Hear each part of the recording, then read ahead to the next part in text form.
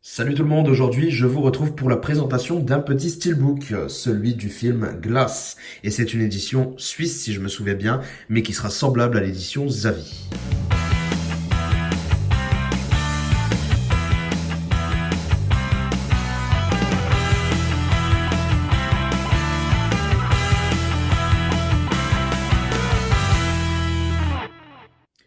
Alors cette édition provient de chez Blue Cats, la boutique que tout le monde connaît je suppose.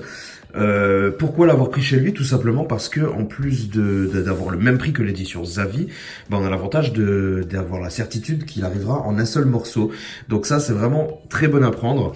Et ben écoutez, on va le découvrir tout de suite, mais si je vous fais un petit blabla de 2 secondes sur le film, alors il est plutôt frais dans ma tête parce que je l'ai vu il y a 4 mois au cinéma, mais écoutez, je me souviens que je l'avais trouvé très bon, pas exceptionnel, avec quand même des défauts, mais je l'avais trouvé très bon. Mais là où vraiment j'ai surkiffé, bah, c'est l'entièreté de l'œuvre de M. Night Shyamalan.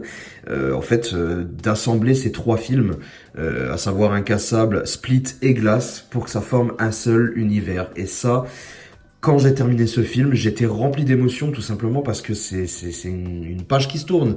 J'ai vraiment surkiffé ces 3 films et surtout cet univers qui a été créé sur ces 3 films.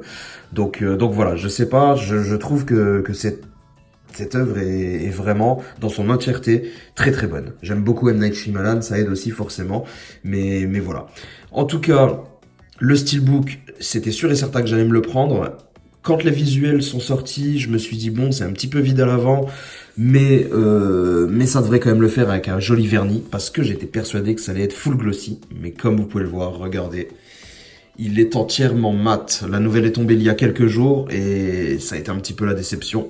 Donc j'avais déjà un petit peu peur de ce que j'allais recevoir. Et ben écoutez, vous voyez cette première phase qui est finalement très très banale. Nous avons un visuel qui est intéressant quand même avec nos 3 personnages et euh, leur reflet directement au sol de leur autre forme hein, en fait. Et je trouvais cette image plutôt intéressante, ça c'est cool, mais voilà, il fallait que ça soit verni, qu'il y ait un titre en plus sur cette face, parce que là ça fait quand même un peu vide, on va pas se mentir. Après, bon, le jeu de couleurs est quand même intéressant, ça c'est sympa, mais voilà, rien de plus vraiment à noter sur cette face et c'est bien dommage. Niveau de la finition, je pense qu'on est simplement sur du mat parce qu'on voit quand même beaucoup le métal derrière, je pense même pas qu'on est sur une finition zéro finish, donc ça c'est vraiment vraiment dommage. Alors voilà, vous le voyez tout comme moi, je suis déçu de la face avant, je sais pas si vous aussi, mais n'hésitez pas à me le dire dans les commentaires. Sur la tranche, très sobre, on a simplement Glass et le petit logo Blu-ray en dessous, pas de studio, rien. Donc ça, c'est plutôt cool. C'est bien sobre. La face arrière, par contre, elle est beaucoup plus intéressante.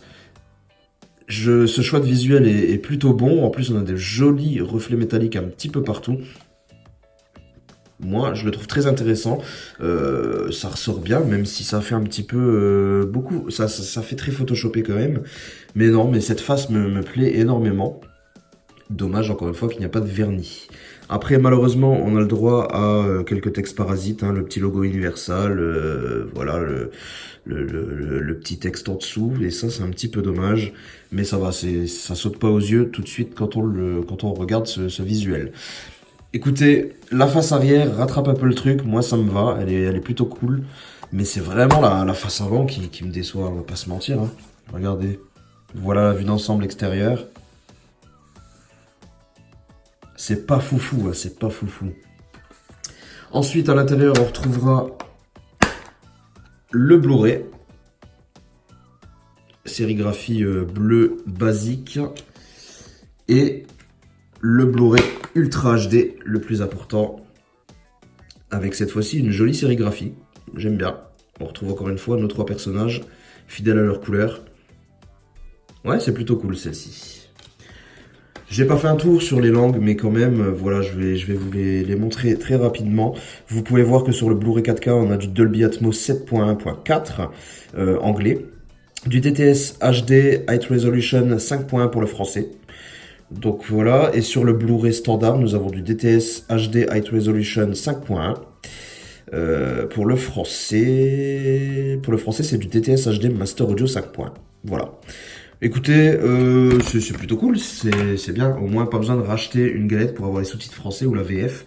Donc ça, c'est plutôt appréciable. C'est surtout pour ça que j'ai gardé ma préco, même quand j'ai vu les visuels et que ça me plaisait moyennement. Côté artwork interne, là par contre, jolie surprise parce que je retrouve nos deux personnages. James McAvoy qui paraît tellement baraque sur cette photo. C'est énorme, il a une tête vraiment de killer, j'adore. Bruce Willis, hein, qui est aussi là, fidèle avec son parka. Écoutez, je suis conquis par cette interne parce que c'est clair, c'est net, c'est joli, c'est bien lisible. Franchement, j'ai rien à reprocher à cette interne. C'est vraiment très très beau. Encore une fois, il y a une petite surenchère niveau Photoshop, je trouve. Mais c'est pas choquant, quoi. C'est pas choquant, c'est pour chipoter un peu. Donc globalement, ce steelbook, qu'est-ce qu'on en pense? Ben, c'est cette face avant qui est vraiment dommage. Il y avait clairement beaucoup mieux à faire. Et c'est vraiment dommage. La face arrière est plutôt correcte. L'intérieur est cool. Le disque avec VF, donc ça c'est plutôt bien. Les deux disques d'ailleurs avec VF. Donc voilà le bilan. C'est cool, mais ça aurait pu être tellement mieux. Parce que du coup, à 35 euros... je tique un peu parce que je m'attendais vraiment à un steelbook beaucoup mieux que ça, digne de Incassable qui est sorti il y a peu de temps chez Zavi. Mais voilà, c'est comme ça. En tout cas, je suis quand même très heureux de rentrer cette édition. D'ailleurs, je vais me refaire la trilogie avec ma femme très bientôt, lui faire découvrir parce que je crois qu'elle n'a vu aucun des trois films. Enfin bref, n'hésitez pas à me dire ce que vous avez pensé de cette trilogie, ce que vous pensez de cette édition. Est-ce que vous aussi, elle vous déçoit légèrement ou est-ce que ça vous va? Est-ce que voilà, vous trouvez vraiment très moche? C'est possible aussi.